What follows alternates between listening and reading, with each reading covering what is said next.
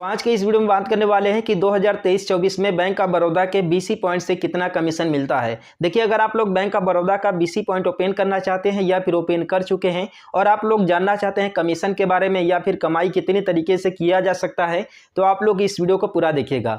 क्योंकि देखिए, bank of Baroda के बीसी संचालक जितना वो लोग कमीशन से नहीं कमाते हैं, कहीं उससे ज़्यादा इंसेंटिव से कमाई कर लेते हैं। अब मैंने अभी आप लोग को इंसेंटिव और कमीशन के बारे में बताया, तो जाहिर सी बात है आप लोग के मन में ये जरूर क्वेश्चन आ रहा होगा कि आखिर ये इंसेंटिव अर्निंग क्या होती है। तो सबसे पहले मैं आप लोग को यहाँ पर इंसेंटिव अर्निंग के बारे में बता दूं। वीडियो को आप लोग एंड तक देखिएगा, जिससे आप लोग को कमीशन के बारे में और कमाई के बारे में सही अंदाजा और सही जानकारी मिल सके।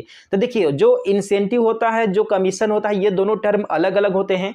देखिए, कमीशन का यहाँ पर सीधा मतलब है कि जो आप लोग बिजनेस करते हो, लेन देन करते हो, पैसे का कैश विड्रॉल या फिर कैश डिपॉजिट का काम करते हो, अकाउंट ओपनिंग का काम करते हो, तो आपके काम के बदले जो वहां पर कंपनी आप लोग को प्रॉफिट प्रोवाइड करती है, उससे आप लोग कमीशन कह सकते हैं। जबकि जो इंसेंटिव होता है, आप लोग कितना टारगेट कंप्लीट करते हो, आपके टारगेट के ऊपर डिपेंड होता है।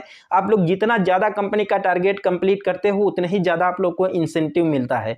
तो यहां पर मैं आप लोग को वीडियो के लास्ट में कमीशन के बारे में भी बताऊंगा कि कितने % का, कितने रुपए पर और क्या कमीशन मिलता है। लेकिन इससे पहले इंसेंटिव अर्निंग के बारे में बात कर लेते हैं।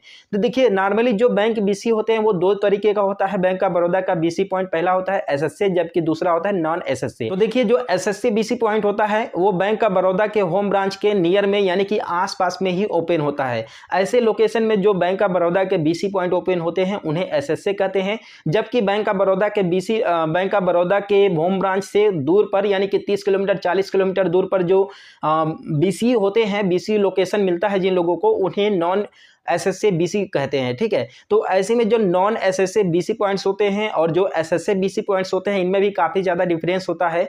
क्योंकि देखिए, जो नॉन एसएससी बीसी पॉइंट्स होते हैं उन्हें टारगेट ज्यादा मिलता है, उन्हें काम भी ज्यादा मिलता है, टारगेट ज्यादा अचीव करनी रहती है, तभी उन्हें ऐसे इंसेंटिव मिलता है। जबकि जो एसएससी बीसी पॉइंट्स होते हैं, जो बैंक के नियर में होते हैं बीसी पॉइंट, ठीक है, उन्हें टारगेट कम अचीव करना रहता है, फिर भी उन्हें इंसेंटिव ज्यादा मिलता है। तो आप लोग को डिटेल से बताने वाले हैं कि एसएससी और नॉन एसएससी में किसमें ज्यादा कमाई होती है बीसी पॉइंट्स में। और वीडियो के लास्ट में मैं आप लोग को कमीशन के बारे में भी बताऊंगा कि अगर कोई भी बीसी पॉइंट मान लीजिए कैश विड्रॉल करता है तो उसे कितना कमीशन मिलता है। तो सबसे पहले नॉन एसएससी बीसी पॉइंट की टारगेट के बारे में बात कर लेते हैं और इन्हें कितना इंसेंटिव मिलता है। तो देखिए, जो नॉन एसएससी बीसी पॉइंट मिलते हैं, इन्हें महीने में कम से कम 24 दिन मैंडेटरी है, जरूरी है कि ये लोग अपना बीसी पॉइंट ओपन करें। इसके अलावा इन लोगों को महीने में कम से कम 10 PMJDY, जो यानी प्रधानमंत्री जन धन योजना के तहत जो zero balance saving account open होता है, कम से कम 10 सेविंग अकाउंट ओपन करना ही पड़ेगा। इसके अलावा कम से कम स्वैपिंग मशीन जो आप लोग को मिलता है, उसमें कम से कम 5 ट्रांजैक्शन मंथली होना ही चाहिए। इसके अलावा मेन इंपॉर्टेंट चीज ये है कि अगर आप मान लीजिए आप लोग पिछले महीने में 50 लाख रुपए का बिजनेस किए हैं, ठीक है, तो इस महीने में आप लोग का 50 लाख प्लस 50 लाख का 2%, यानी कि इससे एबव ही आप लोग का बिजनेस होना चाहिए। और इसके अलावा अगर मान लीजिए आप लोगों ने 1200 अकाउंट ओपन किए हैं, 1200 सेविंग अकाउंट ओपन किए हैं, तो इन 1200 सेविंग अकाउंट में अगर टोटल मिला करके अगर मान लीजिए 25 लाख रुपया है, ठीक है, all over total bank account मिला करके 25 लाख रुपया फंडेड है टोटल बैंक अकाउंट में मिला करके, तो आप लोग को कमीशन कुछ इस तरीके से मिलेगा। अगर ये ऊपर का जो मैंने आप लोग को टारगेट बताया, सारे टारगेट अगर आप लोग कंप्लीट कर लेते हो, तब आप लोग को मिलेगा, अगर मान लीजिए ऑन एवरेज अगर बैलेंस मान लीजिए कि 2500 रुपया प्रति अकाउंट पड़ रहा है, तो आप लोग को 0.5% का इंसेंटिव मिलेगा। इसके अलावा अगर मान लीजिए 2500 से 7500 के बीच में अगर ऑन एवरेज आप लोग का अकाउंट में फंडेड आ रहा है, एक अकाउंट में बैलेंस, तो आप लोग को 0.6% का कमीशन मिलेगा। इसी तरीके से आप लोग को 0.7% का भी कमीशन मिलता है। और यहाँ पर मैंने आप लोग को नॉन एसएससी के बारे में बताया। अब बात करते हैं एसएससी के बारे में, क्योंकि बैंक के आसपास में ही इनको लोकेशन मिलता है। तो मान लीजिए इनका, जैसा कि मैंने आप लोग को स्टार्टिंग में बताया कि इन्हें लो टारगेट अचीव करना रहता है और इन्हें इंसेंटिव भी ज्यादा मिलता है। ठीक है, तो इनको कुछ नहीं करना रहता है। इसमें आप लोगों ने देखा कि 24 दिन मैंडेटरी है बीसी पॉइंट को ओपन करना, लेकिन इसमें इन लोगों को 21 दिन ही जरूरी होता है।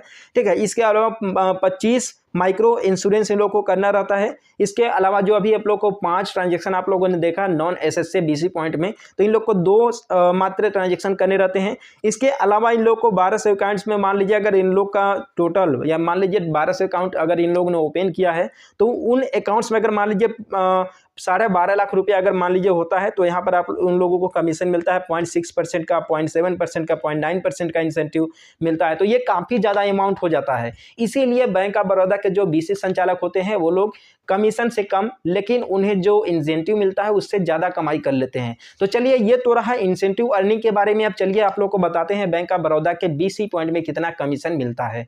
तो देखिए, बैंक ऑफ बड़ौदा के बीसी पॉइंट में जो कमीशन मिलता है उसका चार्ट आपके सामने है। तो यहाँ पर देख सकते हैं कि पहला में है ई-केवाईसी अकाउंट ओपनिंग, यानी कि अगर मान लीजिए 0 बैलेंस में अकाउंट ओपन करते हो तो आप लोग को 5 रुपये का कमीशन मिलता है। वही मान लीजिए 100 रुपये में अगर आप अकाउंट ओपन करते हो तो 10 रुपये मिलता है। 500 रुपये में अकाउंट ओपन करते हो तो 15 रुपये मिलता है। 750 रुपये से अकाउंट ओपन करते हो तो 20 रुपये मिलता है। इसी तरीके से अगर मान लीजिए 750 रुपये से अकाउंट ओपन करते हो तो 25 रुपये मिलता है। उसी तरीके से अगर बात करें ईपीएस विड्रॉल के बारे में, तो यहाँ पर मान लीजिए आप बैंक ऑफ बड़ौदा का कस्टमर है आपके पास और बैंक ऑफ बड़ौदा के बीसी से ही अगर मान लीजिए आप कैश विड्रॉल करते हो तो 0.4% का यहाँ पर कमीशन मिलता है, जो कि मैक्सिमम 25 रुपीज़ तक यहाँ पर है। और अगर मान लीजिए किसी दूसरे बैंक का, अगर स्टेट बैंक या फिर bank of India, Canara bank, अगर इन सभी बैंकों का अगर मान लीजिए आप कैश विड्रॉल करते हैं तो भी आप लोग को 0.4% का ही कमीशन मिलता है, जो कि मैक्सिमम 20 रुपये तक होने वाला है। और यहाँ पर मान लीजिए ईपीएस से कैश डिपॉजिट करते हैं अपने ही बैंक का, तो यहाँ पर आप लोग को 0.4% का कमीशन मिलेगा। इसके अलावा हाईएस्ट 25 रुपीज़ तक मिलेगा। यहाँ पर आप देख सकते हैं कि सारा का सारा चार्ट है, आप लोग वीडियो को रोक करके पढ़ भी सकते हैं। अगर इसी तरीके से अगर बात करें और कमीशन के बारे में, जैसे मनी ट्रांसफ़र करते हैं तो 0.4% का कमीशन मिलेगा और इस मैक्सिमम जो है कि 25 रुपीज़ पर अकाउंट यहाँ पर कमीशन आप लोगों को मिलने वाला है। और फंड ट्रांसफ़र में भी सेम टू सेम वही है, मैक्सिमम 10 रुपये होने वाला है, 0.4% का कमीशन मिलेगा। अगर फाइनली बात करें तो देखिए यहाँ पर बैंक ऑफ बड़ौदा में 0.4% का कमीशन मिलता है। और अगर मान लीजिए एफडी अकाउंट ओपनिंग करते हैं तो 10 रुपये प्रति अकाउंट मिलेगा, आधार सीडिंग करते हैं तो 3 रुपये मिलेगा, और मान लीजिए आप लोग मोबाइल सीडिंग करते हैं तो 5 रुपये मिलेगा। तो यही देखिए बैंक ऑफ बड़ौदा का कमीशन प्लान है। वीडियो अच्छा लगा तो चैनल को सब्सक्राइब जरूर कर दीजिए।